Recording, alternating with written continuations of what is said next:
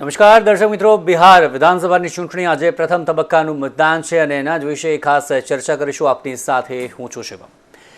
દર્શક મિત્રો, બિહાર વિધાનસભાની ચૂંટણીના પડઘમ કે જે પ્રકારે જ્યારથી ચૂંટણીની તારીખોની જાહેર થઈ અને ત્યારબાદથી પ્રચાર પ્રસારમાં આપણે વાત કરીએ તો મહાગઠબંધન હોય તેમણે જે પ્રકારે 20 અલગ અલગ મુદ્દાઓનું પ્રણ કે જે તેજસ્વીના પ્રણ તરીકે આ જે પ્રકારે પ્રસિદ્ધ થયું અને અલગ અલગ વાયદાઓ કે જે કરવામાં આવ્યા, દરેક પરિવારમાંથી એકને સરકારી નોકરી સહિતની જે વાતો છે તે ઘણી બધી કરવામાં આવી અને બિહારનો જ વિકાસ થવો જોઈએ. આટલા વર્ષોમાં તે વિકાસ બિહારનો નથી થયો.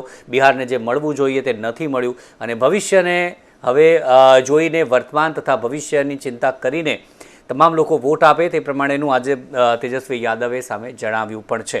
સાથે જ વાત કરીએ અન્ય જે ગઠબંધન એનડીએ ગઠબંધન એટલે કે સીધો જ મુકાબલો અત્યારે વાત કરીએ તો એનડીએ અને મહાગઠબંધનની વચ્ચે છે. અત્યારે 121 બેઠકો છે પ્રથમ તબક્કામાં, એમાં 104 બેઠકોની વાત કરીએ તો ત્યાં સીધો જ મુકાબલો છે બે પક્ષો વચ્ચે, પરંતુ અન્ય જે 17 બેઠકો એવી છે કે જ્યાં ત્રિકોણીય ખાસ કરીને જે મુકાબલો છે તે જોવા મળવાનો છે.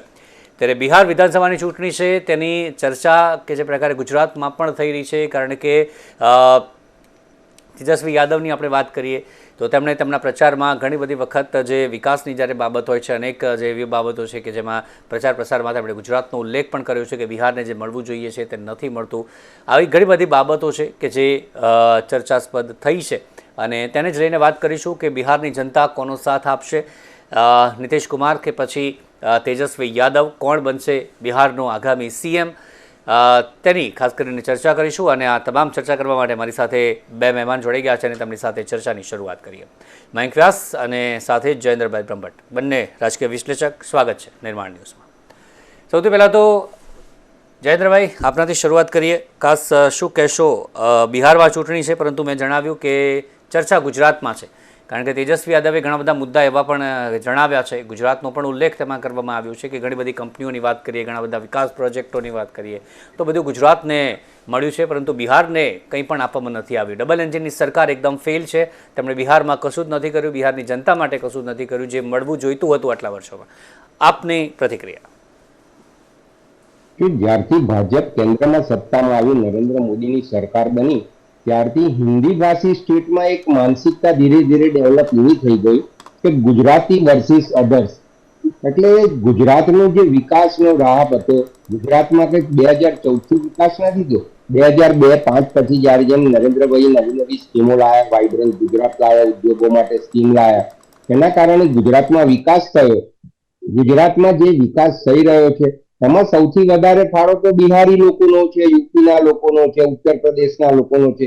તમે જુઓ કે કેટલાક સ્કિલ વર્કર્સ છે કે લેબર છે, એ બધા ત્યાંથી દેશ છોડીને ગુજરાતમાં કામ કરવા આવે છે. આફ્ટર ઓલ આ બધા જ નાણાં તો જવાના તો એમના ત્યાં જ જવાના છે, યુપીમાં ને એમાં જવાના.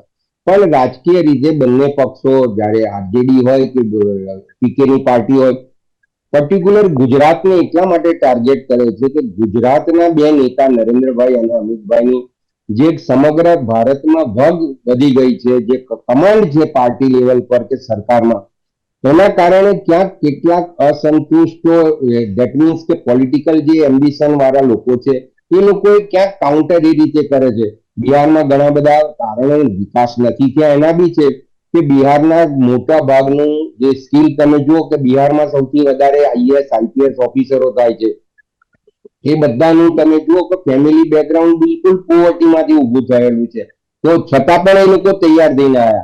એડમિનિસ્ટ્રેટિવ લેવલે બિહાર બહુ જ આગળ છે, ઇન્ડસ્ટ્રીયલ લેવલે થોડું ડેવલપમેન્ટ નથી થયું અને આપણે સ્વીકારવું જ પડે. એના ઘણા બધા કારણો બી છે. ત્યાં એક સમય ગુંડાગીરાજ બી એવું હતું, ત્યાં થોડા દિવસે કોઈની સિક્યુરિટી નથી. મને યાદ છે મારા એક ઓળખીતાએ મને વાત કરેલી કે 5:30-6 વાગ્યા પછી અમારા ત્યાંની કોઈ સ્ત્રી બિહારમાં એટલે પટનામાં કોઈ એરિયામાં બહાર નીકળી નથી શકતી. આ બધા ઘણા બધા કારણો છે. ગંગાના પટ પર ગંગામાં આવતો અવારનવાર પૂરના કારણે કદાચ ખેડૂતોને ઘણા બધા પ્રોબ્લેમ થતા હશે, પાક જતા રહેતા હશે. પણ બે હાથે તાળી પડે ને એક બાજુ વિકાસ બી થાય ને એક બાજુ કામ રોજગારી બી મળે. બિહારના લોકો રોજગારી કરવા માટે તમે જુઓ, ભૂકંપ કોરોના સમયે છેક કેરાલા સુધી ગયેલા, એટલે કેરાલાથી મદ્રાસથી એ લોકો તામિલનાડુથી દેશમાં પરત ફરી રહ્યા હતા અને એના માટેની સ્પેશિયલ ટ્રેનો બી થયેલી. એટલે નથી થયો એ વાત સ્વીકારવી પડે, પણ ઇન્ડસ્ટ્રીયલ વિકાસ નથી થયો. લોકોનો તો વિકાસ ઘણો બધો થયો છે, અને જે સ્કિલ વાળા છે તે બધા બિહાર બહાર નીકળી ગયા છે. એ લોકોએ તો એવું બિહારમાં એવું કોઈ એસ્ટાબ્લિશમેન્ટ કર્યું નથી. ગુજરાતનું ઇન્ડસ્ટ્રીયલ જે સ્ટ્રક્ચર છે એ આપણી ગુજરાતીઓની માનસિકતાના કારણે છે. ગુજરાતના મોટા મોટા બે ઉદ્યોગપતિ ગણો, અદાણી ગણો, અંબાણી ગણો, આ બધાને ખબર છે ગુજરાતમાં આ જગ્યાએ ડેવલપમેન્ટ આપણું થશે, રાજકીય સોરી ઔદ્યોગિક રીતે એમને વિકાસ કર્યો, મુન્દ્રામાં પોર્ટનો વિકાસ કર્યો. આ બધા કારણે ગુજરાત કદાચ બધા કરતા થોડું આગળ ગયું હશે, પણ કમ્પેર કરવાની આવો આક્ષેપ કરવાનું રાજકીય પાર્ટીઓને દરેકને એ છે. ગુજરાત અને બિહારની કમ્પેરિઝન એ રીતે થાય નહીં, પણ બિહારમાં જે છે તે રાજકીય બેઝ પર ચૂંટણી લડાય છે અને પાર્ટી બેઝ પર નહીં, અને જ્ઞાતિવાદી રાજકારણ થાય છે. એના કારણે એક આ સ્ટ્રક્ચર ઊભું કરવામાં આવ્યું છે કે ગુજરાત में नहीं भेजना है, ગુજરાત में नहीं जाना है. ગુજરાતનો બિનજરૂરી વિરોધ હું માનું છું કે એક રાજકીય ષડયંત્ર બી હોઈ શકે છે. ચોક્કસથી મયંકભાઈ, આપ શું કહેશો, નીતિશ કુમાર કે પછી તેજસ્વી યાદવ? નીતિશ કુમાર સતત 10મી વખત સીએમ પદના શપથ લેશે કે પછી તેજસ્વી યાદવે જે પ્રકારનો ચૂંટણી પ્રચાર કર્યો છે આ વખતે, કયા જે મુદ્દા તેમણે ખાસ કરીને ઉછાળ્યા છે તે તમામ મુદ્દાની અસર બિહારની જનતામાં આ વખત કેવી થશે? પ્રથમ તો એ વાત સ્પષ્ટ છે કે બિહારની આ વખતની ચૂંટણીમાં કોઈ સ્પષ્ટ લહેર નથી, એક વાત. બીજું કે સૌથી વધુ કોઈની ઉપર નજર હોય તો તેજસ્વી યાદવ ઉપર નજર છે.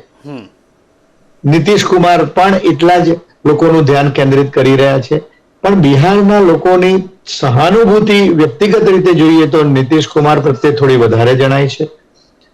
આમ જે કંઈ પ્રીપોલ સર્વે થયા છે એ અનુસાર 35 થી 38% સમર્થન એ તેજસ્વી યાદવને મળી રહ્યું છે, અને નીતિશ કુમારને 22 થી 28% વ્યક્તિગત રીતે સમર્થન મળી રહ્યું છે. આ એનડીએ ગઠબંધન અને ઇન્ડિયા ગઠબંધન બંને વચ્ચેની જે આ ભીષણ ચૂંટણી જે જંગ જે છે એમાં જે રીતે વિકાસને નામેની જે વાત કરવામાં આવી રહી છે, બંને પક્ષો વિકાસની વાત કરે છે.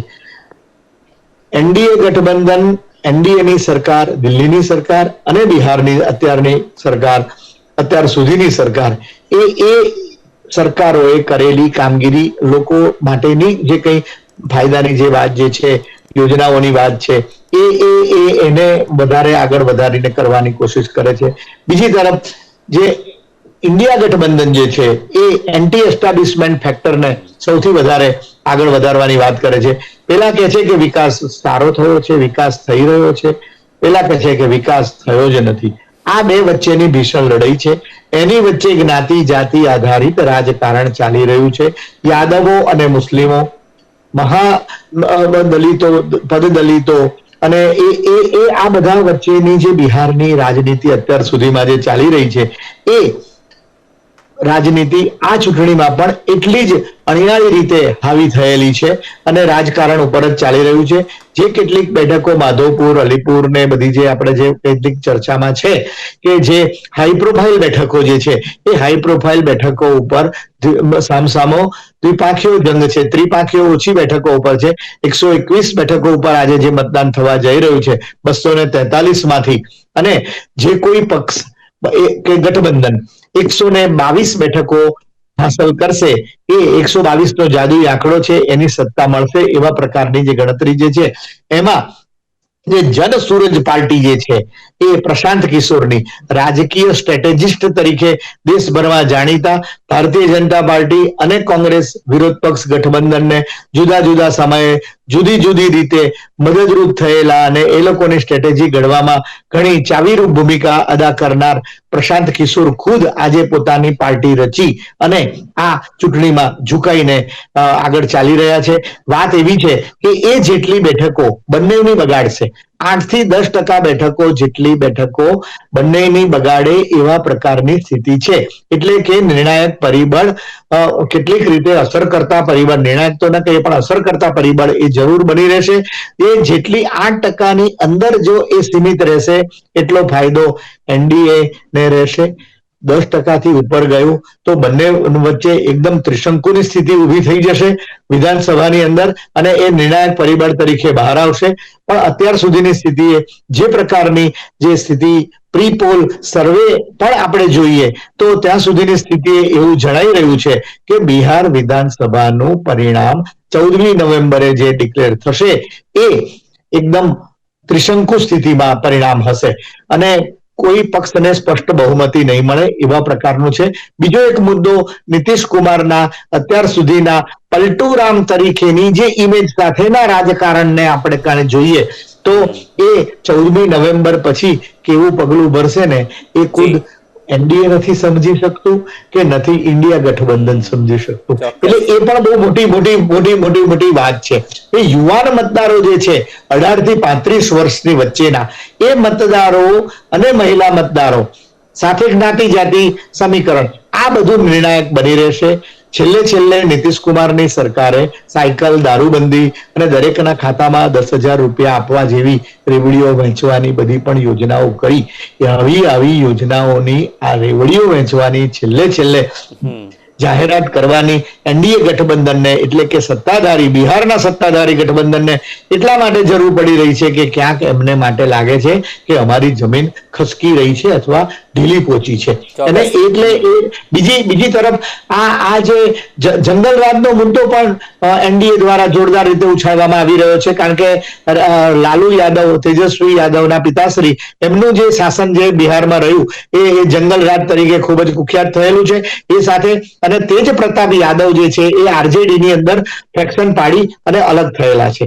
અને આ રીતે જોઈએ તો બીજા બે નાના ફેક્ટર આપણે જોઈએ તો ઓવેસી નો ફેક્ટર અને સાથે સામ્યવાદી પક્ષોનો ફેક્ટર આ બધા ફેક્ટર એ એનડીએ ની સામેના ફેક્ટર છે. એટલે કે ઇન્ડિયા ગઠબંધનમાં ભાગ પડાવનારા બેઠક છે. ઇન્ડિયા ગઠબંધનના વોટર્સમાં ભાગ પડાવનારા પરિબળો છે. એટલે આ રીતે બધી જે જોઈએ તો અત્યાર સુધીની સ્થિતિ જોઈએ તો બહુ કસોકસની સ્થિતિ છે અને યાદવો અને મુસ્લિમોના જે 78 થી 80% જેટલું સમર્થન તેઓ આ ઇન્ડિયા ગઠબંધનને આપે છે અને આ જ્ઞાતિ જાતિ સમીકરણને જોતા ખૂબ જ ક્રુશિયલ પરિસ્થિતિ છે.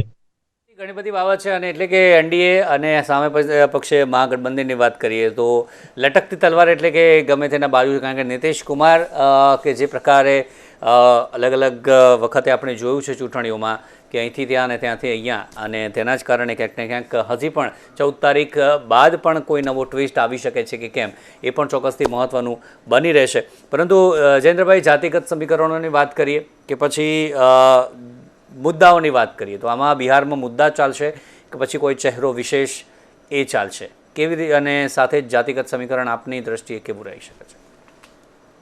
જુઓ શિવમ, રાજકારણમાં લગભગ 2000ની સાલ પહેલા એટલે 1990 પછી જ્ઞાતિવાદી રાજકારણ જ શરૂ થઈ ગયું છે. યુપી હોય, એમપી હોય, બિહાર હોય, ગુજરાત હોય, પંજાબ હોય, તમિલનાડુ હોય, કેરળ હોય, આંધ્ર હોય, તમે કોઈ બી સ્ટેટનું રાજ્યનું વિધાનસભાની ચૂંટણીઓ થાય ત્યારે જુદા જુદા જ્ઞાતિ બેઝ રાજકારણ ચાલે. જેમ કે કર્ણાટકમાં લિંગાયતોનું ચાલે, પેલી બાજુ દ્રવિડોનું ચાલે, ડીએમકે અન્ના ડીએમકેનું સામે જે બેઝ આવે છે. એવી રીતે ગુજરાતમાં પાટીદાર અને ઠાકોર સમાજનું વજનદાર ને ભગ ગણે છે. બિહાર બી બહુ જ વર્ષો પહેલા જ્ઞાતિવાદી રાજકારણ પર હતું નહીં, પણ લાલુ યાદવની સત્તા હસ્તગત કર્યાથી બિહારમાં યાદવોની એક વર્ચસ્વ વધ્યું. મને દરેક કોમને એવું થાય છે કે અમારી કોમનો સીએમ હોય, અમારી કોમનો નેતા હોય, અને પછી એમાં જે બાહુબલી નેતાઓનું વર્ચસ્વ વધ્યું. એના કારણે લાલુ યાદવની સરકાર ઘણો ટાઈમ રહી. ખરેખર તો બિહારને આજે લાલુ યાદવ કે બાહુબલીઓના નામના કરતા જયપ્રકાશ નારાયણ ને કપૂરી ઠાકુર જેવા નેતાઓને યાદ કરીને બિહારનું નામ લેવું જોઈએ કે જેને દેશમાં એક બીજો મોરચો બનાવડાયો, સરકાર બનાવી કટોકટી જેવા સમયમાંથી પ્રજાને બહાર કાઢી. પણ ધીરે ધીરે એવું થયું કે 2000 જયારે એલએન મિશ્રા, લલિત નારાયણ મિશ્રા અને મિશ્રા બંધુ હતા ત્યાં સુધી કોંગ્રેસનો જગન્નાથ મિશ્રા હતા ત્યાં સુધી કોંગ્રેસનો બિહારમાં દબદબો રહ્યો. ધીરે ધીરે એમાંથી બધા પાર્ટી છૂટી પડવા માંડી છે. જનતા દળનો ઉદય તો શરદ યાદવ જેવા વ્યક્તિ કે જેને પૂરેપૂરા સંપૂર્ણ રાષ્ટ્રવાદી ગણો કે ગાંધીવાદી ગણો વિચારો કે જયપ્રકાશ નારાયણના 100% ફોલોઅર્સ ગણો, એવું કામ કરનારા નેતાઓ ધીરે ધીરે પ્રજામાં કામ કરતા થયા. એમની જોડે નીતિશ કુમાર બી હતા અને સત્તાની હસ્તગત કરી લાલુ યાદવના કેટલાક સ્કેમ આવ્યા, જંગલરાજનું પ્રકરણ આવ્યું. લોકોને પરિવર્તન જોઈએ છે ને પરિવર્તન હવે તો એવું થઈ ગયું છે કે મારા તમારા કહેવાથી કોઈ પ્રજા માનતી નથી. સોશિયલ મીડિયામાં બધા જ જોઈ શકે છે કે સાચું કોણ, ખોટું કોણ, સારું કોણ, ખરાબ કોણ. એના કારણે જે સ્થિતિ થવાની એવું થશે કે દરેક એરિયામાં જુદું જુદું થાય છે. કેમ કે રામવિલાસ પાસવાનના દીકરાનું તમે વાત કરો તો રામવિલાસ પાસવાને રામપુરમાં તમે જુઓ જેટલું ડેવલપમેન્ટ કર્યું છે એટલું બીજા વિભાગમાં નથી કર્યું. એમના મત વિસ્તારમાં, લોકસભા સંસદીય ક્ષેત્રમાં અને આજુબાજુના જિલ્લામાં આવે એવી રીતે. તો એ એક મોટું ફેક્ટર છે. એટલે એમના જ્ઞાતિવાદી છે. જગજીવન રામ જેવા મોટા દલિત નેતા આવ્યા હોવા છતાં કોંગ્રેસની જોડે આજે દલિત નેતાની બિલકુલ કોઈ નામના નથી. એવી જ રીતે યાદવમાં તમે નીતિશ કુમાર, શરદ યાદવ બે જણા છે. ભાજપે ધીરે ધીરે જયારે પગ પેસારો કર્યો અને મોદીજીને જયારે સત્તામાં લીધું ત્યારથી તમે ધીરે ધીરે એવો વિચાર કર્યો છે કે બને ત્યાં સુધી એ કરો. પણ ભાજપમાં પણ ક્યાંક આંતરિક મતભેદ છે. રાજીવ પ્રસાદ રૂડી ગણો કે રવિશંકર પ્રસાદ ગણો, શાહનવાઝ હુસેન ગણો, આ બધા ઘણા બધા કદ્દાવર નેતાઓ ભાજપમાં હોવા છતાં દરેકને જગ્યા પ્રમાણે સાઇડલાઇન કરવામાં આવ્યા છે અને એનો પણ ભાજપના કાર્યકર્તાઓમાં થોડો અસંતોષ છે. પણ જયારે જ્ઞાતિ બેઝ રાજકારણ હોય અને શિસ્તબદ્ધ પાર્ટી ભાજપ હોય તો ક્યાંક બધું બહાર નથી આવતું.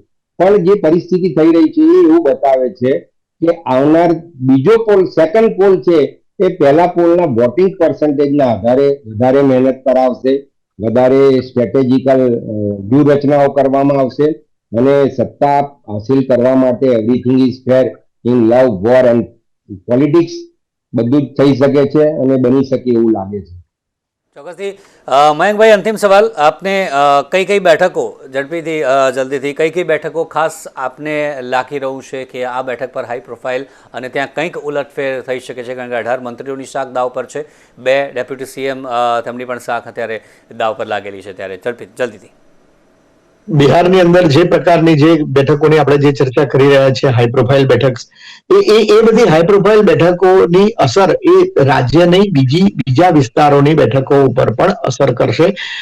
અલીપુરની બેઠક, માધોપુર બેઠક ઉપર સૌથી વધુ નજર છે અને જે પ્રકારે જે વ્યક્તિગત રીતે મંત્રીઓ અને ભૂતપૂર્વ મંત્રીઓ, પછી વર્તમાન મુખ્યમંત્રીથી સહિતના બધા એમની જે બેઠકો ઉપરની જે જંગ જે છે એ એમને વ્યક્તિગત છાપને કારણે તો આગળ વધી શકશે, પરંતુ જે મુદ્દાઓ જે આ બેઠકો માટે પણ જે અસરકારક રીતે જે ચાલી રહ્યા છે એમાં બેરોજગારી, ફુગાવો અને ખાસ કરીને ગુનાખોરી અને આ બધા જે મુદ્દા જે છે ને એ બિહારની અંદર ખૂબ જ એ છે. અને આ જે હાઈ પ્રોફાઇલ બેઠકો ઉપર આ તમામ મુદ્દાઓ સમાંતર રીતે ચાલી રહેલા જણાય છે અને એટલે હાઈ પ્રોફાઇલ બેઠકો ઉપર ઉલટફેર બહુ આવવાની સંભાવના ઓછી છે.